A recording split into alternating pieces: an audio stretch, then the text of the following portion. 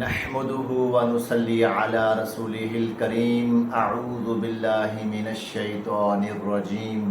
بسم اللہ الرحمن الرحیم۔ ہم ارب مستعاربہ کے اوپر بات کر رہے تھے اور ہم نے سیدنا ابراہیم علیہ السلام کی دونوں بیویوں کے اوپر بات کی تھی کہ ان کی پہلی بیوی کا نام تھا سیدہ سارہ علیہ السلام اور دوسری ان کی بیوی کا نام تھا سیدہ ہاجرہ علیہ السلام۔ سیدہ سارہ علیہ السلام ابراہیم علیہ السلام کی پہلی بیوی تھی۔ ان میں سے کافی عرصہ تک اولاد نہیں ہوئی تو انہوں نے کیا کیا کہ جو ان کی خادمہ تھی سیدہ ہاجرہ علیہ السلام، ان کی بھی شادی اپنے خامن سیدنا ابراہیم علیہ السلام سے کروا دی۔ تو اللہ پاک کی قدرت سے ہوا ایسے کہ سیدہ ہاجرہ علیہ السلام سے اللہ پاک نے ایک ان کو بیٹا عطا فرمایا جن کا نام تھا سیدنا اسماعیل علیہ السلام۔ وہ بھی اللہ پاک کے نبی تھے۔ تو سیدہ سارہ علیہ السلام جو تھی، جب انہوں نے یہ دیکھا کہ ان کی جو دوسری بیوی ہے اس میں سے اولاد بھی ہو گئی ہے اور اولاد بھی بیٹا ہوا ہے، تو اس کے اوپر تھوڑا سا وہ محسوس کرنا شروع ہو گئی، جیسا کہ عورتوں کے اندر ہوتی ہے ایک چیز، جو چیز کو محسوس کرتی ہیں۔ ایک تو ان کی اپنی اولاد نہیں تھی، دوسرا جب انہوں نے شادی کروائی تو دوسری بیوی سے اولاد بھی پہلے ہو گئی اور ہوا بھی ان کا بیٹا پیدا ہوا ان کا۔ تو وہ یعنی سیدنا ابراہیم علیہ السلام کے ساتھ کبھی کبھی اس طرح کی باتیں کرتی، تو اللہ پاک کی قدرت سے ایسا ہوا کہ سیدنا ابراہیم علیہ السلام کو اللہ پاک کا حکم ہوا، انہوں نے اپنی بیوی سیدہ ہاجرہ علیہ السلام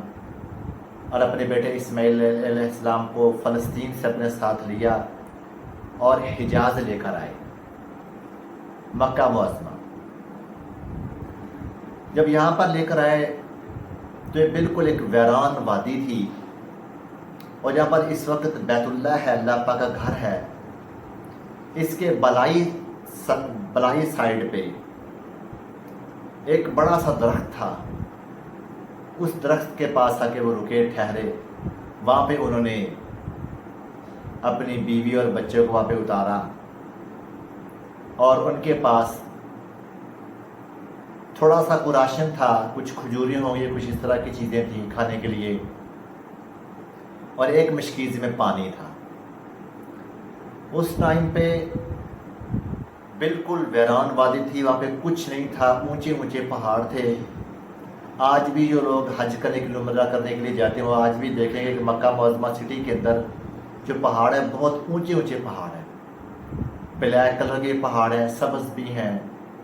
یعنی کئی رنگوں میں ہیں۔ اب تو الحمدللہ جو ابھی گورنمنٹ ہے اس نے لیٹسٹ مشینریز کے ذریعے سے ان پہاڑوں کو کاٹ کے اس جگہ کو اور زیادہ کھلا کیا، وسیع کیا، لیکن اس ٹائم سوچیں کہ اس ٹائم وہاں پہ کیا سین ہوگا۔ اور علماء فرماتے ہیں کہ جب مکہ معظمہ اس وقت جو جگہ ہے، اللہ کا گھر ہے بیت اللہ، جہاں پہ مٹی کی ایک ڈھیری تھی، ایک ٹیلا سا تھا، تھوڑی اونچی سی مٹی پڑی ہوئی تھی، تو پیچھے سے جب سیلاب آتا تھا، بارشیں پڑتی تھی، جیسے دونوں سائڈ پہ اونچے اونچے پہاڑ ہوں اور بیچ میں جگہ خالی ہوتی ہے اور وہ ایک نہر کی شکل وہ اختیار کر جاتی ہے، تو پیچھے سے سیلاب آتا تھا، پانی سیلاب کی شکل اختیار کرتا تھا، تو جب پانی اس مٹی کے ٹیلے کے پاس آتا تھا تو اس کے ساتھ ٹکراتا نہیں تھا، یہ اللہ پاک کی قدرت تھی۔ تو پانی وہاں سے آ کر جو ہے نا وہ سائڈوں سے گزر جاتا تھا۔ اسی جگہ پر پھر بعد میں اللہ نے سیدنا ابراہیم علیہ السلام کو حکم دیا تھا، اور سیدنا ابراہیم علیہ السلام نے اور ان کے بیٹے سیدنا اسماعیل علیہ السلام نے مل کر اللہ پاک گھر کو تعمیر کیا تھا۔ تو جب وہاں پہ سیدنا ابراہیم علیہ السلام نے اپنی بیوی کو، اما ہاجر علیہ السلام کو، ان کے بیٹے اسماعیل علیہ السلام کو چھوڑ کر واپس جانے لگے، تو سیدہ ہاجرہ علیہ السلام نے ان سے پوچھا کہ آپ ہمیں یہاں پر اللہ پاک کے حکم سے چھوڑ کر جا رہے ہیں، تقویٰ چیک کریں۔ تو علماء فرماتے ہیں کہ سیدنا ابراہیم علیہ السلام نے آگے سے ان کو زبان سے جواب نہیں دیا، لیکن اپنا سر مبارک ہلا کر یہ ان کو اشارہ کیا، بتایا کہ ہاں میں آپ کو اللہ کے حکم سے چھوڑتا جا رہا ہوں۔ بس اسی جواب کے اوپر وہ جو ہے نا ادھر انہوں نے سکون کیا، اور ان کا یہ توکل تھا، اس بات کا اللہ کے اوپر یہ توکل تھا، اللہ کے اوپر ان کو بھروسہ تھا کہ اللہ ہمارے ساتھ ہیں، اب یہاں پہ کوئی چیز، کوئی درندہ، کوئی انسان جو ہے وہ ہمیں نقصان نہیں پہنچا سکتا۔ جس ٹائم وہ وہاں پہ انہوں نے چھوڑا تھا، اس ٹائم وہاں پہ کوئی انسان، کوئی چیز وہاں پہ نہیں تھی، علماء فرماتے ہیں، بس ایک سادہ درخت تھا، اس کے نیچے انہوں نے چھوڑ دیا۔ تو پھر سیدنا ابراہیم علیہ السلام وہاں سے واپس فلسطین چلے گئے۔ پھر کچھ دنوں کے بعد وہ راشن بھی ختم ہو گیا، پانی بھی ختم ہو گیا،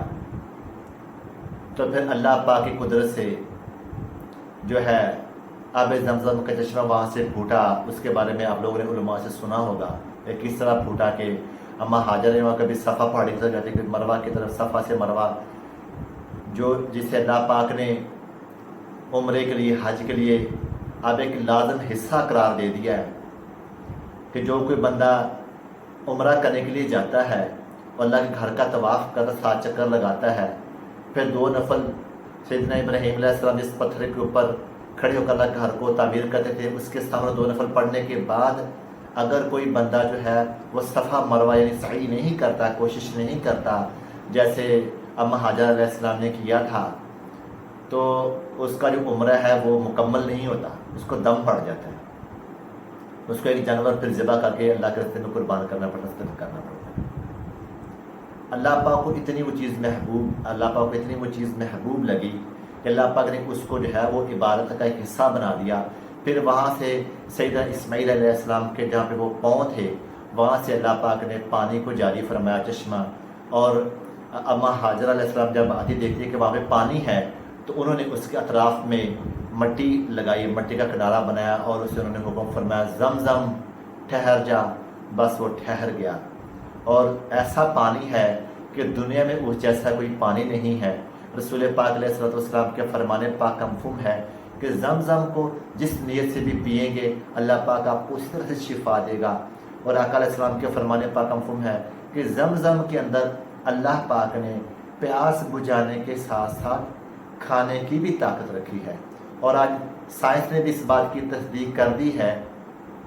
کہ زمزم جو ہے یہ منرل سے فل ہے اور یہ کبھی خراب نہیں ہوتا۔ بے شک 20 سال آپ اس کو کسی برتن میں ڈال کے رکھ دیں، کسی کین میں ڈال کے رکھ دیں، یہ کبھی خراب نہیں ہوتا۔ تو اس کے بعد ہم نیکسٹ لیکچر میں انشاءاللہ بات کریں گے کہ سیدنا ابراہیم علیہ السلام دوبارہ کس ٹائم پھر ان کے پاس آئے، اور یہاں پہ جو کون سا قبیلہ تھا جو یہاں پر کچھ ہی یعنی مہینوں کے بعد آ کر آباد ہوا تھا، اور پھر سیدنا ابراہیم علیہ السلام نے کون سے چکر میں آ کر اللہ کے گھر کو تعمیر کیا تھا، اور پھر اس ٹائم جو ہے وہ لوگوں کو حج کی طرف بلایا تھا، اور وہ ان کی آواز کہاں تک گئی تھی، اس کو پر نیکسٹ لیکچر ہم بات کریں گے انشاءاللہ۔ السلام علیکم ورحمۃ اللہ وبرکاتہ۔